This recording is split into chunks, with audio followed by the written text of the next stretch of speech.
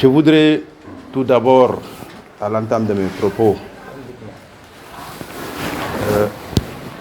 liminaires, dire merci à vous les journalistes, en tout cas vous qui êtes de la presse, d'avoir répondu à notre invitation.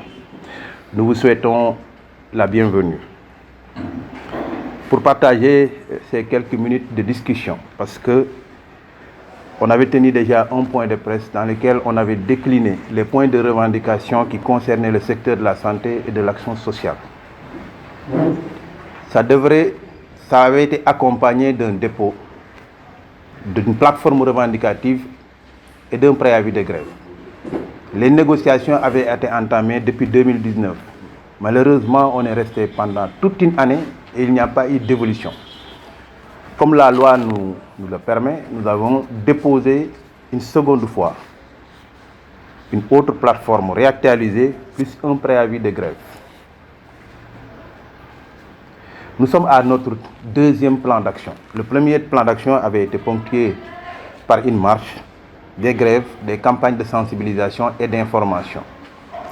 Le deuxième plan d'action va se terminer le 26. Mais le 25 et le 26, sur l'ensemble du territoire national, il y aura une grève générale dans le secteur de la santé et de l'action sociale. Mais nous allons assurer le service minimum. Donc tous les services, que ce soit les services de bloc opératoire, en dehors des urgences, il n'y aura pas d'activité pour ces secteurs. Il en sera de même pour les unités de dialyse. Il en sera de même pour les unités ou des services de radiologie ou d'imagerie médicale, de rééducation fonctionnelle, de l'enseignement, de la formation, de la supervision dans les zones opérationnelles où il y a les soins de santé primaire, des vaccinations, des consultations générales, des soins bucco-dentaires et des consultations prénatales. Le maintien du mot d'ordre est lié à l'absence de volonté de la part du gouvernement à régler le problème des travailleurs de la santé et de l'action sociale. Et pourtant, la rencontre du 5 février présidée par le directeur de cabinet avait suscité des lueurs d'espoir. Après une année, sans pour autant nous appeler à des discussions, le ministère de la Santé nous avait conviés à une rencontre pour discuter de l'ensemble des points de la plateforme revendicative qui tournait autour de 3 axes. L'un en rapport avec les problèmes d'ordre généraux et le plan de carrière, le second sur le management de la situation, l'autre en rapport avec la gestion des structures hospitalières. D'ailleurs même, nous avons mis à votre disposition le compte-rendu de la rencontre entre le ministère de la Santé et le cadre unitaire des syndicats de la santé. Mais, à notre grande surprise, au moment où des recommandations avaient été données, parce qu'il y avait des questions qui ne se limitaient pas seulement au niveau du ministère de la Santé, mais devraient concerner d'autres ministères, à savoir le ministère des Finances, à savoir le ministère de la Fonction publique, le ministère des collectivités territoriales et le ministère de l'Urbanisme. Et des directives avaient été données pour qu'une seconde rencontre avec la présence de ces différents ministères devrait se tenir. À notre grande surprise, c'est un autre qui a fait, à savoir le secrétaire général du ministère de la Santé, une autre convocation. Mais durant cette rencontre, ceux qui avaient en tout cas mis en place le dispositif pour un bon suivi étaient tous absents de cette rencontre. C'est comme on avait l'impression de vouloir tout remettre en cause. Et ce qui est plus grave dans cette affaire est que sous la houlette du directeur des ressources humaines du ministère de la Santé, on a changé complètement l'ordre du jour de la réunion en ne voulant discuter que sur un seul point, à savoir le reclassement des techniciens supérieurs. Encore une fois, nous avons constaté durant cette période qu'il n'y avait même pas d'harmonisation, parce que les techniciens même du ministère des Finances qui étaient présents avaient reçu une autre convocation, et dans laquelle convocation, il y avait 6 autres points qui étaient inscrits à l'ordre du jour. Ce qui montrait aisément que les gens n'avaient aucun respect à notre endroit, ou en tout cas, il y avait une frange dont on pense que c'est des va-t-en-guerre et qui n'ont rien à voir avec le système de santé. Et d'ailleurs, même si vous regardez le groupe que nous avait reçu en premier, l'écrasante majorité des gens qui étaient là-bas sont des techniciens et des gens issus du système, bien qu'ils occupent des postes de responsabilité au niveau du ministère de la Santé. Mais les 5, l'écrasante majorité des gens qui étaient là-bas, ce sont ces mêmes personnes qui aujourd'hui ont envahi notre système et qui devraient normalement ne pas être dans ce système et qui ont été les principaux responsables de la situation dans laquelle nous vivons dans ce système de santé.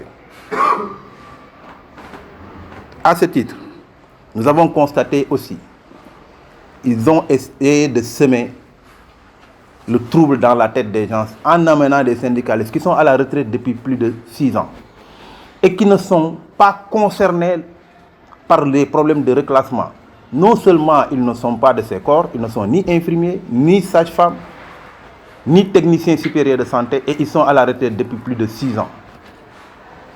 Et ces gens-là veulent nous faire croire qu'il faut impérativement un gap à combler pour des spécialistes dans plusieurs domaines, que ce soit dans l'anesthésie-réanimation, que ce soit dans le domaine de la biologie, que ce soit dans le domaine de l'ophtalmologie. Je pense que s'il y a un gap à combler pour un agent, pour une spécialité bien définie, c'est en rapport avec ce qu'il exerce chaque jour.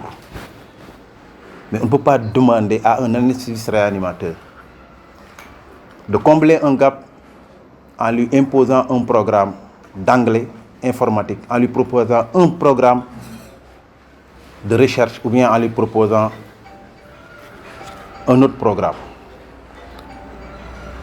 Aujourd'hui, nous avons constaté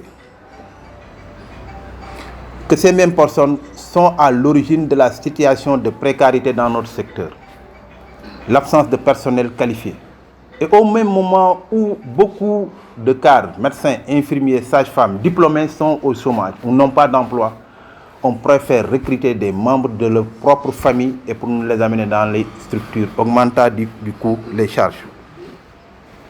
Ce qui est d'une extrême gravité. La plupart de nos hôpitaux aujourd'hui sont pilotés à partir du niveau central par un réseau qui a fini de mettre à genoux certaines structures sanitaires, par l'affectation de clientélisme politique qui augmente, je l'ai dit tantôt, les charges au niveau des structures hospitalières. On va même jusqu'à tripatouiller les textes qui régissent, que ce soit des décrets ou des lois de la réforme hospitalière, pour pouvoir bénéficier davantage que leur apportent ces modifications. Certains marchés même dans les hôpitaux ressemblent à un retour à l'ascenseur dont les bénéficiaires sont ceux qui les ont permis d'occuper ces postes de responsabilité.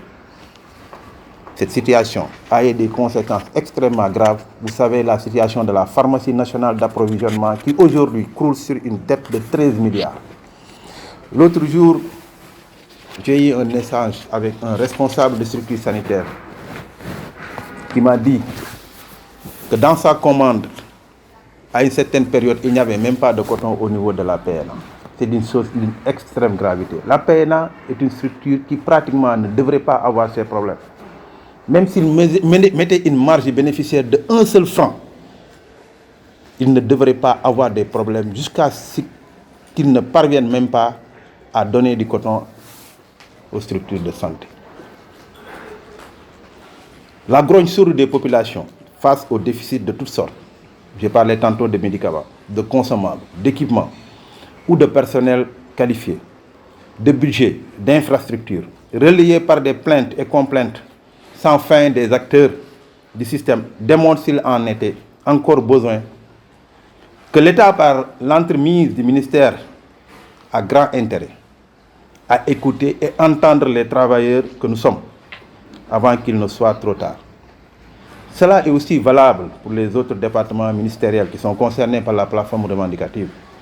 Je veux parler du ministère de la fonction publique, du ministère des Finances, du ministère des collectivités territoriales et du ministère de l'urbanisme. Notre exigence est de convoquer les responsables syndicaux autour des plateformes déposées et de faire aboutir les négociations à des résultats probants. On va faire un bref rappel. des différents points qui sont contenus dans ces revendications. D'abord, nous dénonçons l'absence de négociations sérieuses. La négociation ne se limite pas uniquement à appeler les gens pour essayer de jouer de ruse avec ces mêmes personnes. Ce n'est pas honnête pour un État. La deuxième, c'est le problème du reclassement de ces infirmiers, de ces sages-femmes et de ces techniciens supérieurs dans leur nouveau corps. Cette situation date de plus de 10 ans. Des pays limitrophes, la Mauritanie, le Mali, la Gambie, le Niger, ont dépassé ce cap depuis plus de 10 ans. Le Sénégal est en train de traîner les pieds. Parce que ceux qui ont en charge la gestion de la carrière de ces mêmes personnes ne sont ni des agents de santé et ne sont jamais concernés par la situation de ces mêmes personnes. On ne peut pas parler de ce problème sans pour autant parler de la situation des hôpitaux.